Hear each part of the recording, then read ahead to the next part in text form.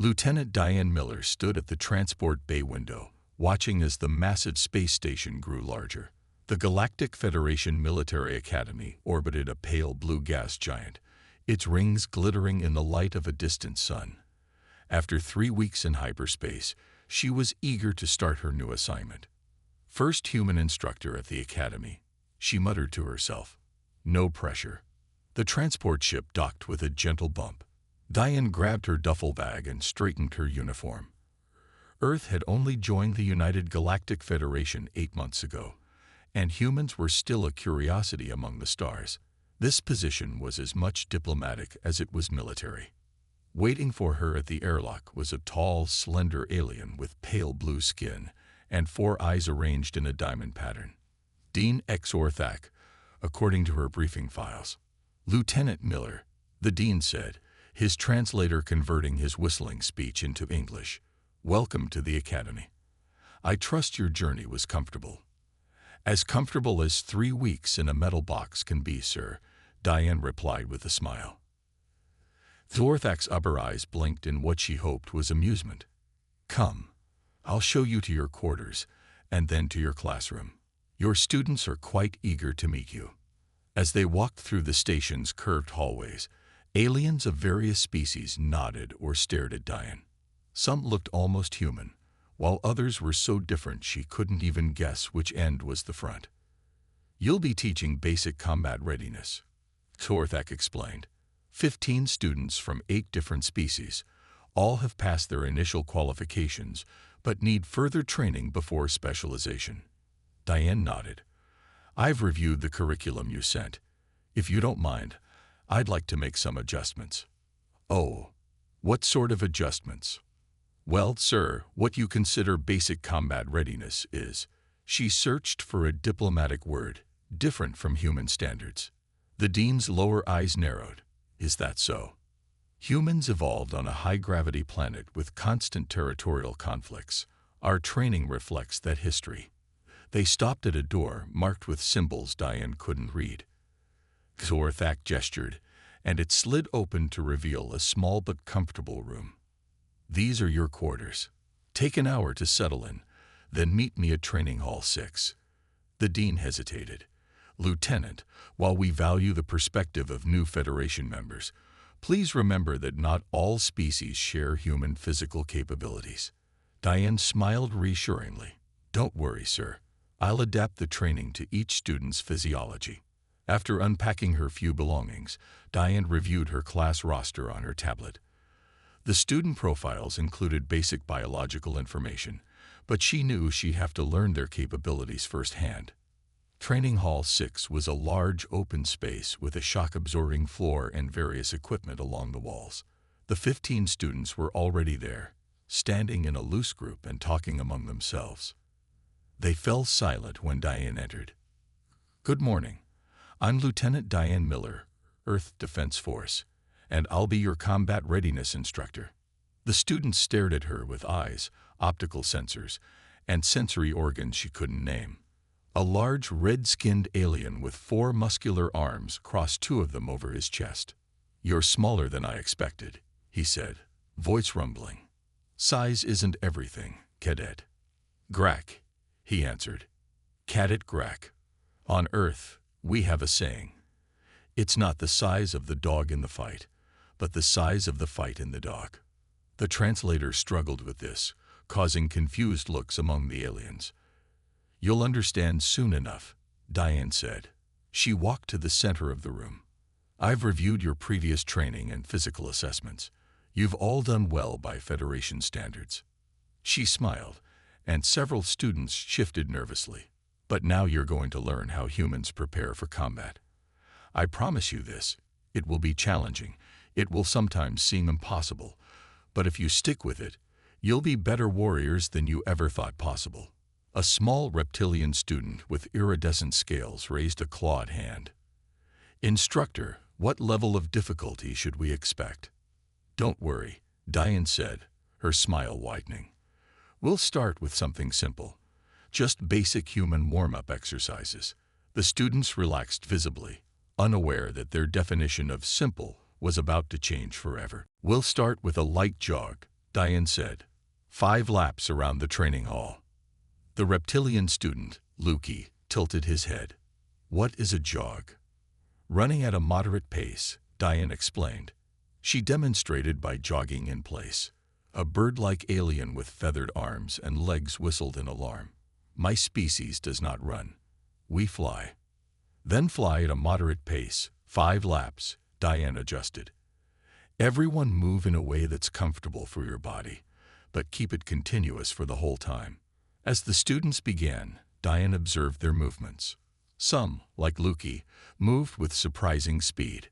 Others, like the blob-shaped Tijilani student, oozed around the track with obvious effort. Grak, the 4-armed student, kept pace with Diane. This is your warm-up, just moving in circles.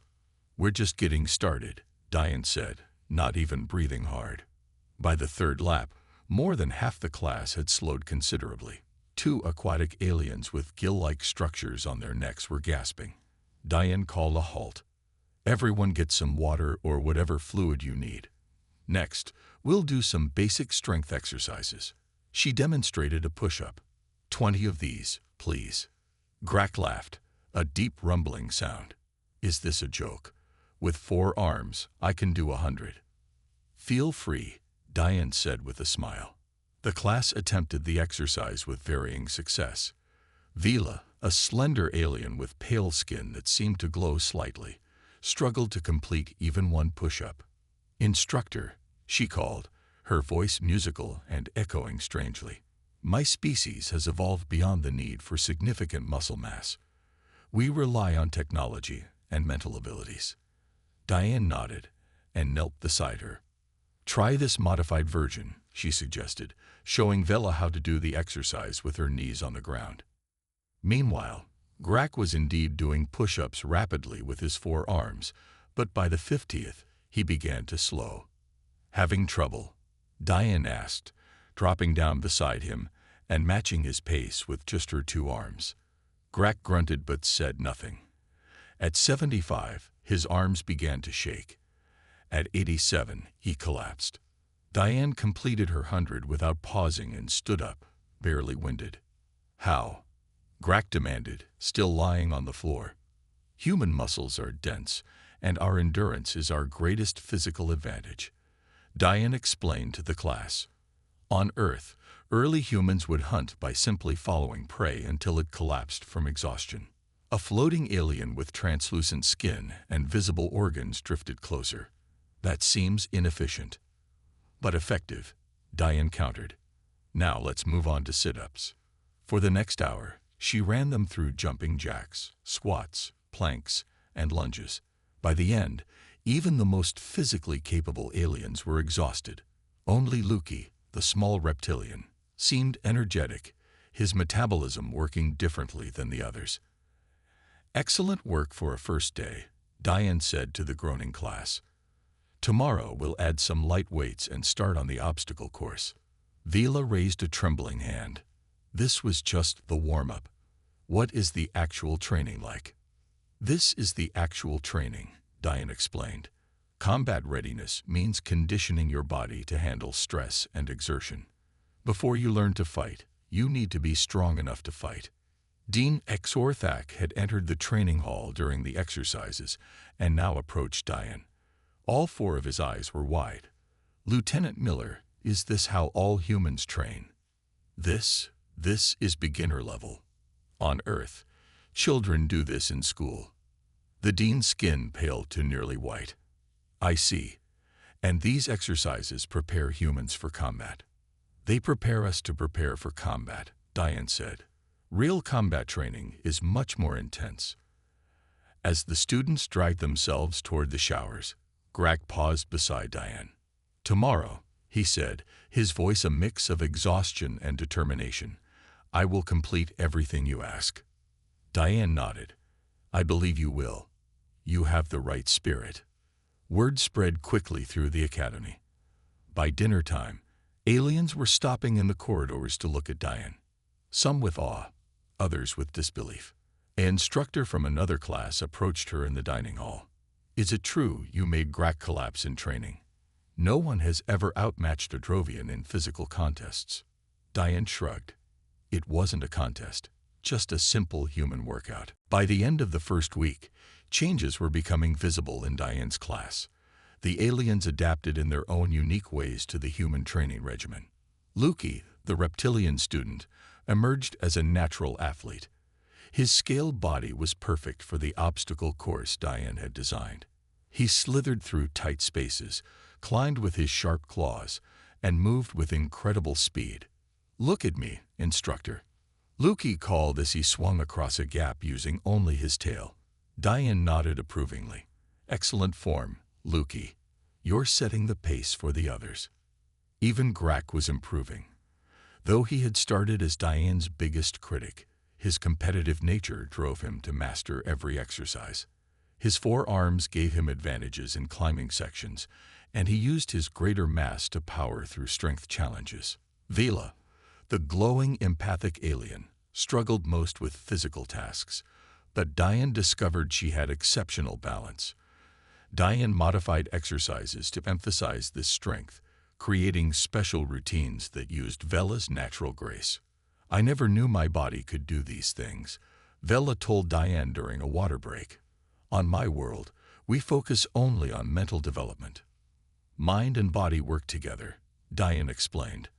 "By training your body, you're also training your mind to push through difficulties." Vela's skin pulsed with a soft blue light. "I sense you believe this deeply. It is not just words for you." On Earth, I was part of a special military unit. Our training was much harder than this. It taught me that limitations are mostly in our minds. The aquatic students had perhaps the biggest challenge, as their bodies were designed for water, not land. Diane arranged for part of their training to take place in the Academy's large pool facility. "Today we'll practice underwater combat techniques," she announced to the excited aquatic aliens. To their surprise, Diane dove into the pool wearing a simple breather device and demonstrated fighting moves that worked against water resistance. "But this is where we have the advantage," protested Zun, a blue-skinned aquatic with webbed hands. "Exactly," Diane said. "Each species has environments where they excel. A good soldier knows how to use their advantages and minimize their weaknesses." News of Diane's unusual methods spread through the academy. Other instructors began to visit her classes, watching from the sidelines with mixtures of curiosity and skepticism. One morning, Dean Sorthak arrived with a group of senior academy officials. "Lieutenant Miller," the dean called. "These officials have questions about your training approach." A tall, insect-like alien stepped forward. "We have reviewed medical reports from your students. They show unusual stress patterns, but also improved cardiovascular function and muscle development," Diane pointed out. "The stress is controlled and productive." Nevertheless, the official clicked. "We are concerned." Diane looked at her students, now running through the obstacle course with growing confidence.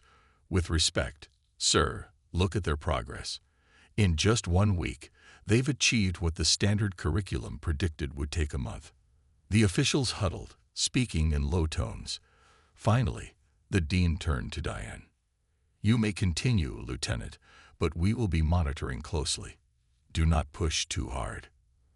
After they left, Grak approached Diane. "They fear what they don't understand. On my world, we have a saying, 'New paths are never smooth.'" Diane smiled. "We have a similar saying on Earth." Later that day, Diane introduced a new element to their training: teamwork exercises.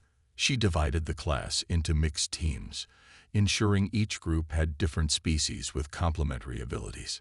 "Combat isn't just about individual strength," she explained. "It's about working together, using each person's strengths to overcome challenges." The first team challenge was to transport a heavy object across the obstacle course without touching the ground. The students had to improvise, using Grak's strength, Lukey's agility, and the hovering abilities of the floating aliens. After several failed attempts and arguments, Vela suddenly spoke up. "I can feel everyone's frustration. We must coordinate better. Grak, if you carry the base, Lukey can guide from above, and Zun can help balance with water pressure. To everyone's surprise, it worked. They completed the challenge faster than Diane had expected. This, Diane said proudly, is what makes a fighting unit effective. Not just strength or speed, but working together. After 2 weeks of physical training, Diane gathered her students in a classroom. The walls displayed images of Earth landscapes and historical battles. "Today we shift focus," she said. "Combat is not just physical. It's mental. You need to understand why and how humans fight." The students, now used to grueling exercises, looked relieved at the change of pace. They settled into seats designed for their varied body types. "First question," Diane began. "How long has your species been fighting wars?" Grak raised 2 of his 4 arms. "Provians have records of organized warfare going back 12,000 years. Other students shared similar timeframes. The longest was 20,000 years from the bird-like Avari. Diane nodded. "Impressive. Humans have been fighting each other for our entire recorded history, about 10,000 years. But here's the difference. In just the last 200 years, our warfare technology advanced from swords to nuclear weapons." She displayed a timeline of human weapons development. The aliens stared in shock at the rapid progression. "You developed spaceflight and planet-killing weapons in the same century?" Luki asked, his scales pale with disbelief. "We did," Diane confirmed. "Necessity drives innovation. When you're constantly fighting, you get very good at it very quickly." Vela's skin pulsed with concerned colors. "But why fight your own kind so much? My species has had only 3 major conflicts in our history." Diane sighed. "Resources, territory, ideologies. Sometimes humans fight over small differences in beliefs or appearances. That seems," Zun searched for the right word, "wasteful." "It is," Diane agreed. "But it shaped us. Every human nation has a military history. Every human knows that peace requires strength." She showed footage of historical special forces training, Navy SEALs swimming through icy waters, Army Rangers on long marches with heavy packs, and wilderness survival exercises. The classroom fell silent as the aliens watched humans pushing their bodies to extreme limits. "This is regular training?" asked a normally quiet gelatinous student named Blob, a nickname given by Diane because she couldn't pronounce his real name. "For our elite forces, yes. Regular military training is less intense, but not by much." Grak leaned forward, all 4 eyes fixed on the screen. "Now I understand why you train as you do. Your species had to become tough to survive yourselves." Diane nodded. "Exactly. Human history is filled with smaller, weaker forces defeating larger ones through superior training, tactics, and will." She displayed images of famous battles where outnumbered forces prevailed. The Battle of Thermopylae. 300 Spartans held off a Persian force of over 100,000 for 3 days. "How?" Luki asked, fascinated. "Superior position, better training, and absolute determination," Diane explained. "They knew they would die, but fought anyway." The concept of fighting without hope of survival confused many of the aliens. In their cultures, retreat was the logical choice when defeat was certain. "This brings me to an important human combat concept, fighting spirit," Diane continued. "Sometimes the side that wins isn't the strongest or best equipped, but the one that refuses to give up." Vela raised her hand. "I can sense strong emotions when you speak of this. For your people, fighting is linked to deep feelings." "Yes," Diane admitted. "Courage, loyalty, sacrifice. These are central to human combat philosophy." She moved to the next topic, adaptability in warfare. "Humans excel at improvising. When plans fail, we create new ones quickly. This is why our physical training includes problem-solving under stress." For the rest of the class, Diane explained guerrilla tactics, asymmetric warfare, and psychological operations. The aliens took notes frantically, trying to grasp concepts that seemed both primitive and sophisticated. As the session ended, Diane assigned reading materials on human military history. Tomorrow, we'll discuss these concepts further, then return to physical training with a new understanding of why we train this way. As the aliens filed out, Grak lingered behind. "Instructor," he said quietly, "my people value strength above all. But today I learned that human strength comes from more than muscles." Diane smiled. "That's the most important lesson of all." Grak. 3 weeks into the training program, Diane's class was interrupted by an unexpected visitor. A tall, gray-skinned alien with ridged armor plates and cold yellow eyes entered the training hall. His uniform displayed badges of high rank. "Commander Zex," Dean Exorthak said, following behind. "This is Lieutenant Miller, our human instructor." Zex looked down at Diane. "So you are the one causing such a stir in my academy." "Your academy?" Diane asked politely. "I have taught advanced combat techniques here for 20 cycles. My students have the highest success rate in real combat situations." Diane nodded respectfully. "I've heard good things about your program, Commander." Zex studied the alien students who had paused their exercises. These cadets looked tired. "In my class, we focus on precision and technique, not mindless exertion." Grak stepped forward. "With respect, Commander, there is purpose in our training. We are stronger than before." "Strength without skill is useless," Zex countered. His gaze returned to Diane. "Humans are new to the Federation. Your methods are unproven." Dean Exorthak cleared his throat nervously. "Commander Zex has proposed a friendly competition between his senior class and yours, Lieutenant." "A competition?" Diane asked. "To test which training approach produces better results," Zex explained. "My students have trained in the traditional methods for 6 months. Yours have had your human techniques for 3 weeks. It should be educational." The challenge was clear in his tone. This was not a friendly suggestion. "What would this competition involve?" Diane asked. 3 tests, Zex said.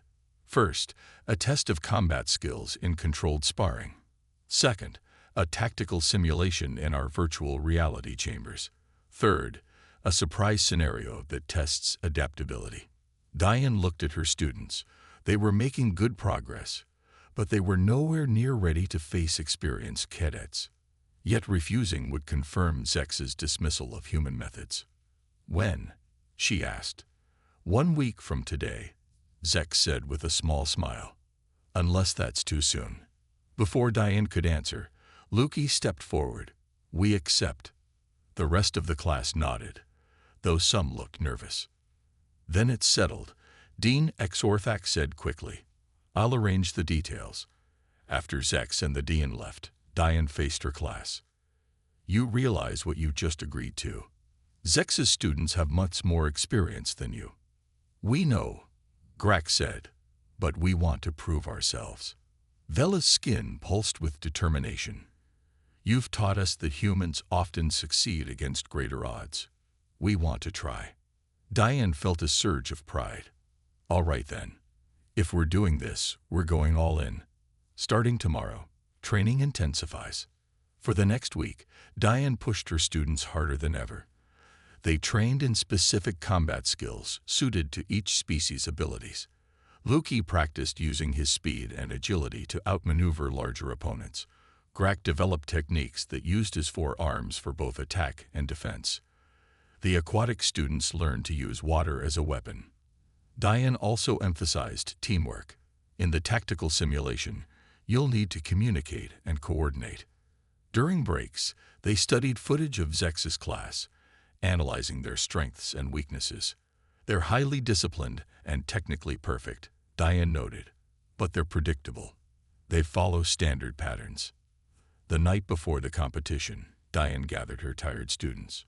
"Tomorrow won't be easy. Zex's class is more experienced, and they've been training together longer. They'll be organized and efficient. So why don't you look worried?" Blob asked. Diane smiled. "Because they've never faced anything like you before. They've been trained to fight in specific ways against known tactics. But you've been trained the human way, to adapt and improvise. Vila raised her hand. I'm still not sure we can win. Winning isn't everything, Diane said. What matters is how you perform under pressure, how you support each other, how you face challenges. Grak stood tall. On my world, there is a warrior saying, victory comes not to the strongest, but to the most determined. Sounds like something a human would say. Diane laughed. Get some rest. Tomorrow you show the academy what you've learned. As her students left, Diane stayed behind in the training hall. She knew the odds were against them, but she had seen something in these aliens over the past weeks, a spark of the human spirit of determination. Win or lose, tomorrow would prove whether her methods worked. The morning of the competition arrived with an unexpected problem. During the final practice session, 3 of Diane's students were injured in a training accident. The hovering alien, Blob, and one of the bird-like Avari collided during a complex maneuver. All 3 were taken to the medical bay with orders to rest. We're down to 12, Diane told the remaining students. Zex has 15. We'll be outnumbered. We were already the underdogs, Luki pointed out. This just makes our victory more impressive. Grak nodded. We will adapt. As you taught us. The first event was scheduled for midday. A crowd of academy personnel had gathered to watch. Commander Zex stood with his students, all wearing matching uniforms and standing in perfect formation. Diane's class looked ragged by comparison. Different species, different sizes, no uniform look. But Diane noticed something in their eyes that Zex's students lacked. Fire. Dean Exorthak explained the rules. The first event is controlled sparring. No serious injuries allowed. Victory by point system or submission. Diane selected her strongest fighters for the first matches. Grak went first, facing a 6-limbed alien from Zex's class. The match began poorly. Zex's student moved with practiced precision, scoring quick points. But as the match continued, Grak began to use the endurance training Diane had emphasized. While his opponent's movements slowed, Grak maintained his energy and eventually won by submission. The next matches showed a similar pattern. Zex's students started strong but tired quickly. Diane's class, trained for endurance, grew stronger as the fights continued. What have you done to them? Zex demanded as the sparring event ended with a narrow victory for Diane's team. Built their stamina, Diane said simply. Combat isn't always quick. The second event was in the tactical simulation chamber. Teams would face a virtual scenario requiring coordination and planning. The objective is simple, explained the simulation officer. Secure the central control room against enemy forces. In the virtual environment, Zex's team moved with practiced efficiency. Their formations were textbook perfect as they secured corridor after corridor. Diane's team took a different approach. Luki scouted ahead using ventilation shafts. Vila used her empathic abilities to sense enemies around corners. Grak and the stronger aliens provided protection, while the technically skilled members worked on bypassing security systems. As the simulation progressed, an unexpected alarm triggered additional enemy forces. This wasn't part of the standard scenario. Adaptation test, Diane murmured, watching from the control room. Zex's team faltered at the unexpected change. Their perfect formations broke down as they tried to adjust. Diane's team immediately shifted strategy. Vela called out, "Remember the human history lesson.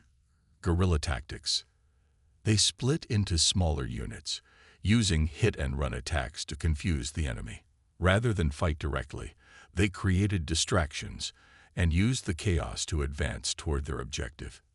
In the end, both teams reached the control room, but Diane's team suffered fewer virtual casualties.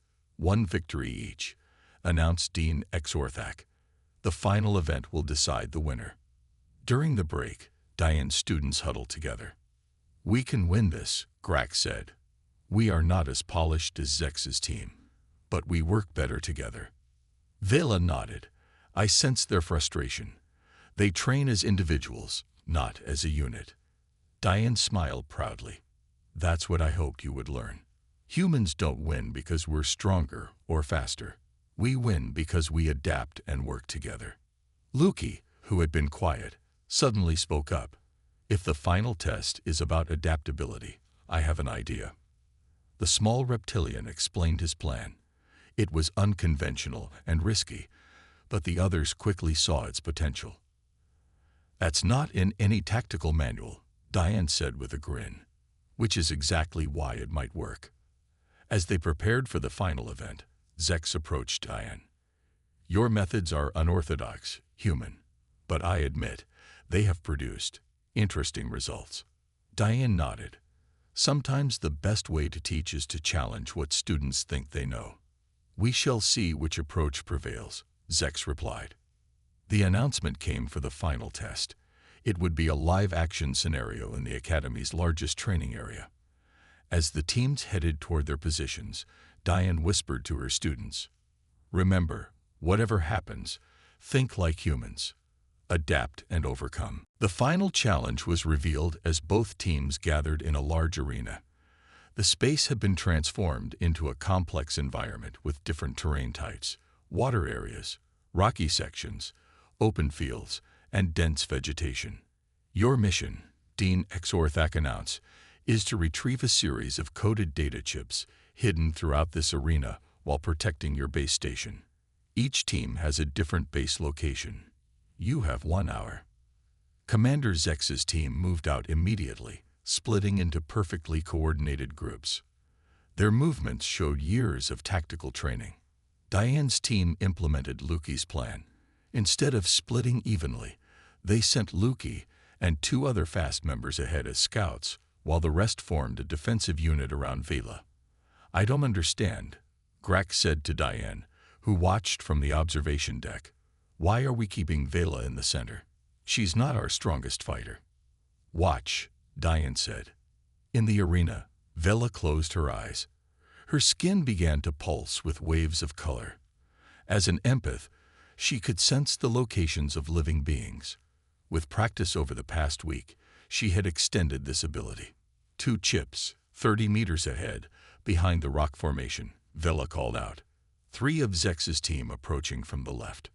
Luki's scouting team changed direction immediately, retrieving the chips before Zex's team arrived.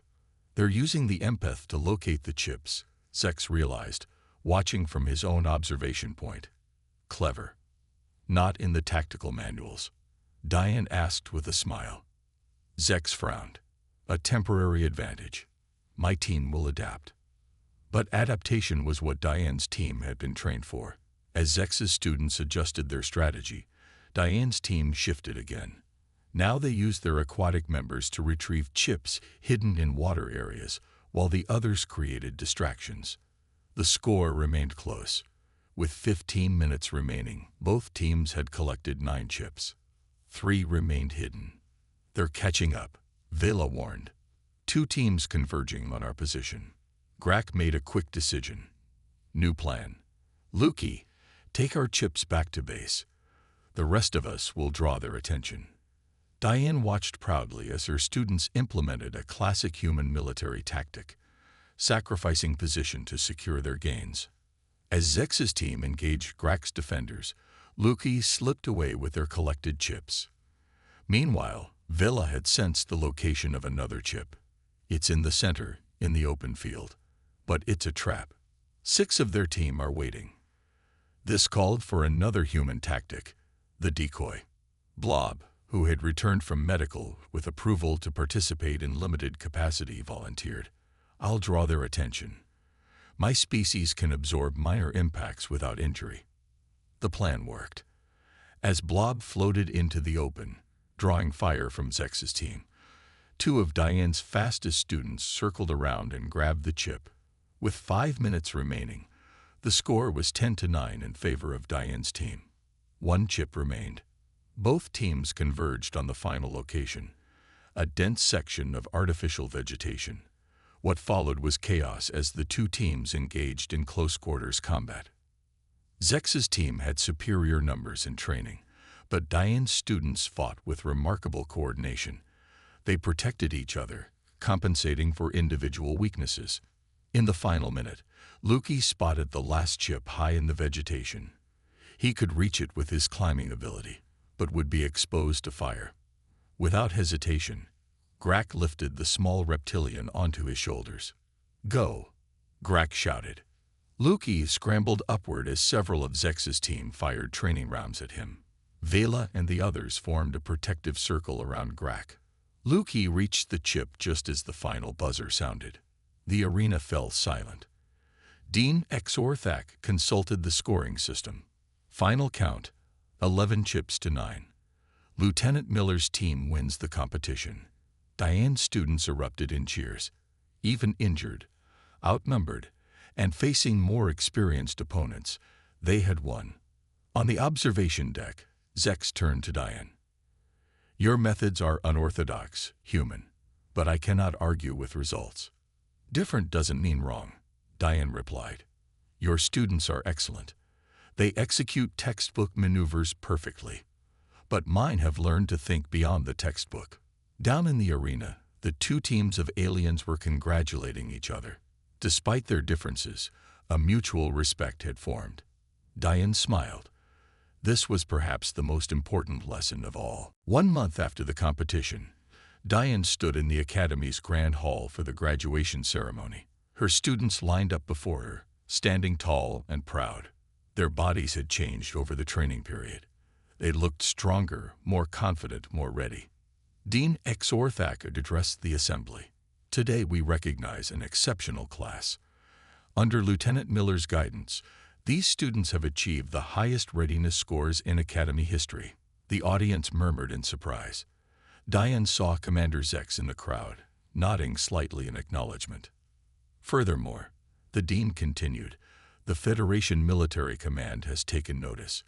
They have requested that elements of human training methods be incorporated into our standard curriculum." Diane felt a surge of pride. Her students had not only succeeded, they had changed the Academy itself.